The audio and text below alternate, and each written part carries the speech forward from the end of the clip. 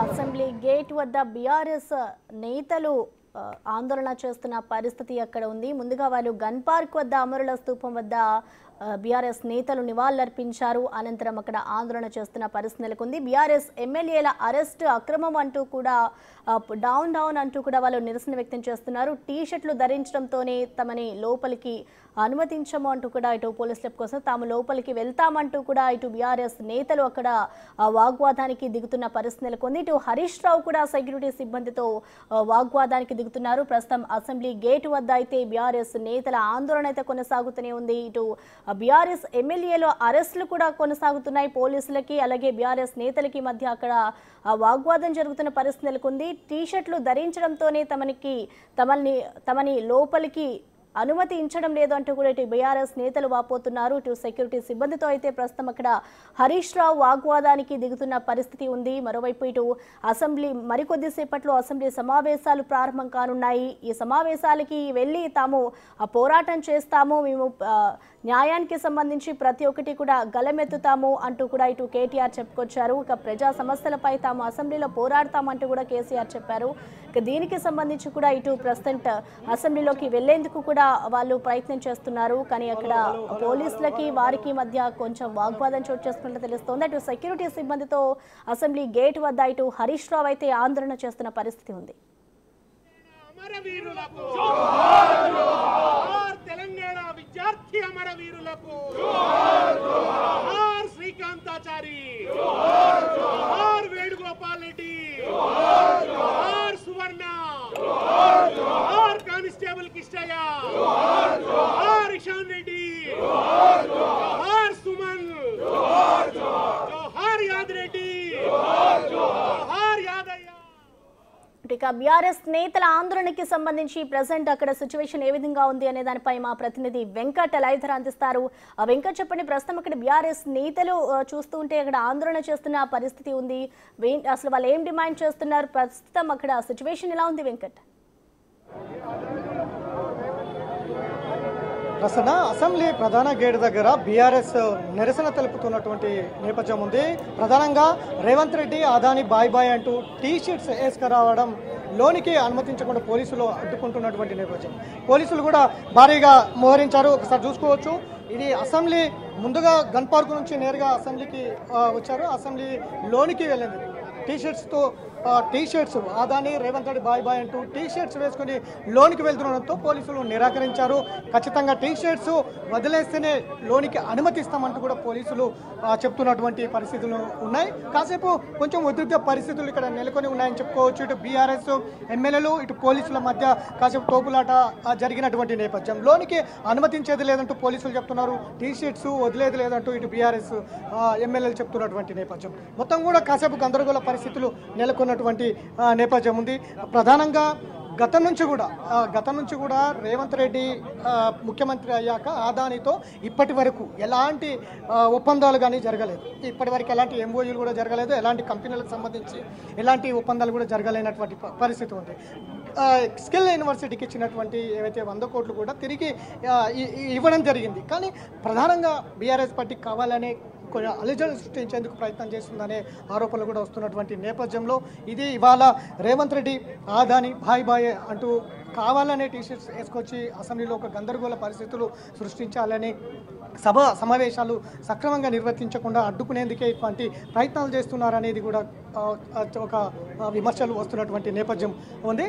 చూసుకోవచ్చు మనం assembly gate ముందు మొత్తం కూడా బీఆర్ఎస్ ఎమ్మెల్యేలు ధర్నా నిరసన తెలుపుతున్నటువంటి విజువల్స్ ప్రత్యేకంగా చూసుకోవచ్చు. ఇటు ఎమ్మెల్యేలు అందరూ కూడా కేటీఆర్, హరీష్ రావు ఇటు ఎమ్మెల్యేలందరూ కూడా ఇక్కడకు చేరుకొని టీ షర్ట్స్తో అసెంబ్లీ లోపలికి వెళ్లేందుకు ప్రయత్నం చేస్తున్నటువంటి విజువల్స్ మనం ఒకసారి చూసుకోవచ్చు.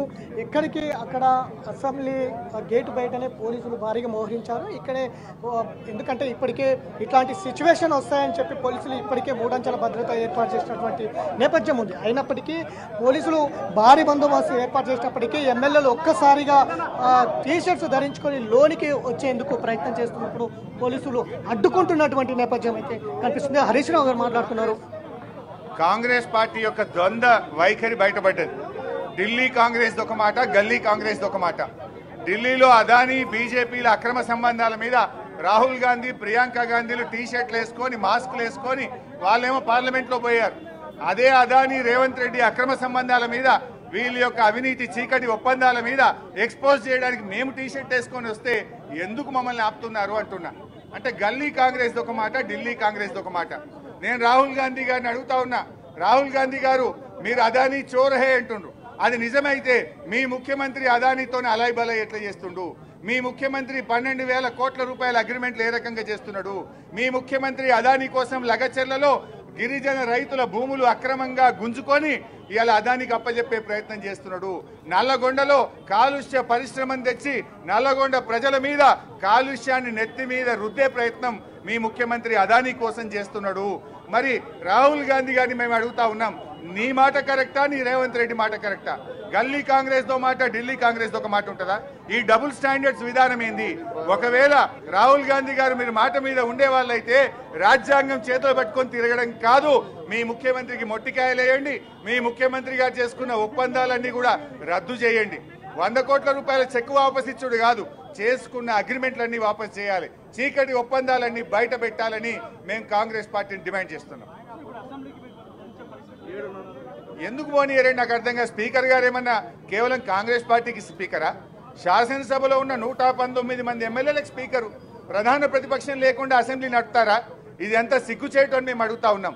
స్పీకర్ గారిని మీ మీడియా ద్వారా విజ్ఞప్తి చేస్తున్నా, స్పీకర్ గారు దయచేసి పోలీసులకు మీరు ఆదేశాలు ఇవ్వండి, ప్రధాన ప్రతిపక్షాన్ని అసెంబ్లీలోకి తీసుకురండి.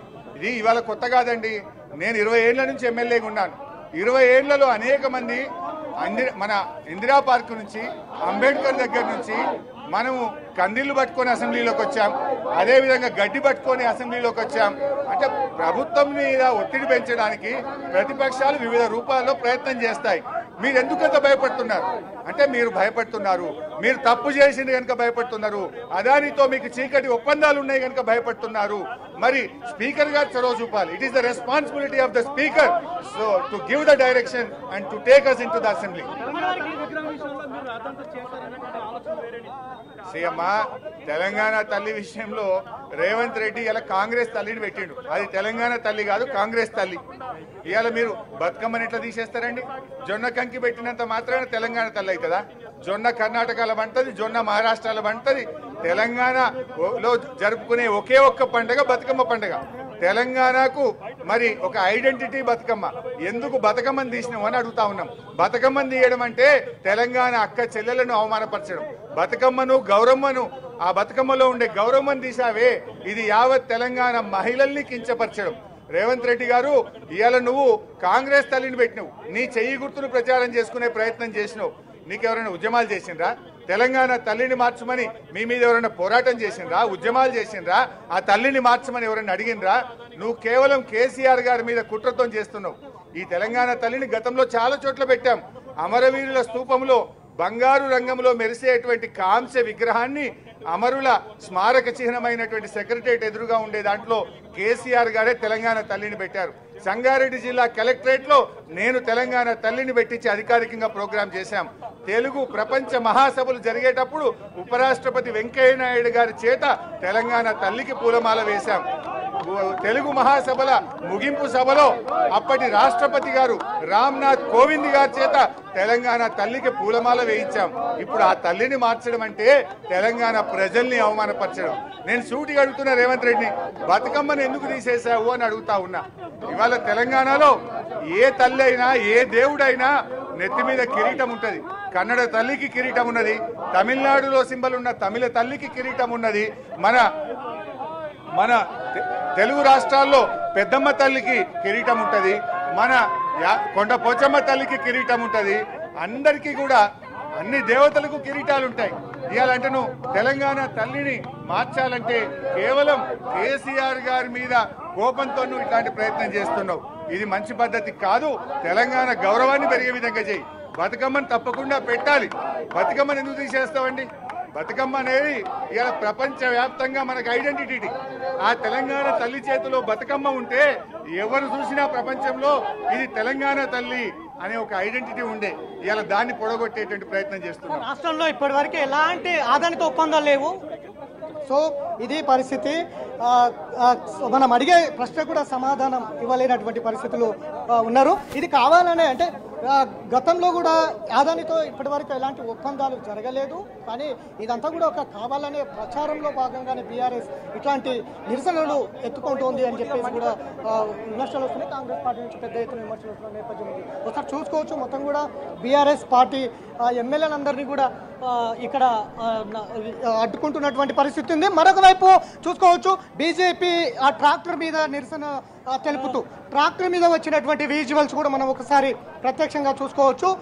వీళ్ళు కూడా రైతులకు ఇచ్చిన హామీలు నెరవేర్చలేదంటూ వీళ్ళు వినూత్నంగా ట్రాక్టర్ మీద బీజేపీ ఎమ్మెల్యేలు ట్రాక్టర్ మీద వచ్చినటువంటి విజువల్స్ ఒకవైపు ఇటో ఉంది, మరొక వైపు బీఆర్ఎస్ శ్రేణులందరూ కూడా ఒకవైపు ఆదాని రేవంత్ అంటూ ఒకవైపు నిరసనలు, మరొక వైపు బీజేపీ రైతులకు ఇచ్చిన హామీలను అమలు చేయడంలో విఫలమైందంటూ మరోవైపు బీజేపీ వినూత్నంగా ట్రాక్టర్ మీద వచ్చినటువంటి నేపథ్యం. ఒకసారి ఆ ఫ్లోర్ లీడర్ అంటే డిప్యూటీ ఫ్లోర్ లీడర్గా బీజేపీ ఫ్లోర్ లీడర్గా ఉన్నారు, ఆయన ఒకసారి మాట్లాడుతున్నారు. శాసనసభ్యులం ఈ రోజు ట్రాక్టర్ మీద అసెంబ్లీకి రావడం జరిగింది.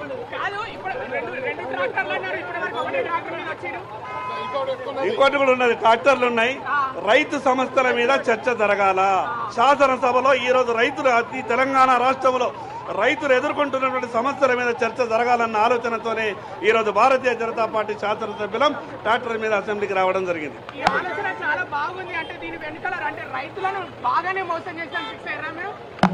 రైతులని రాష్ట్ర ప్రభుత్వం మోసం చేసింది, రైతులను కాంగ్రెస్ పార్టీ మోసం చేసింది. గతంలో టీఆర్ఎస్ పార్టీ ఏ రకంగానైతే రైతులను మోసం చేసిందో ఈ కాంగ్రెస్ పార్టీ కూడా, కాంగ్రెస్ ప్రభుత్వం కూడా ఆ రకమైనటువంటి పంతాన్ని అవలంబించింది. కాబట్టి ఆ విషయాలన్నింటి మీద చర్చ జరగాలని ఈరోజు అసెంబ్లీకి రావడం.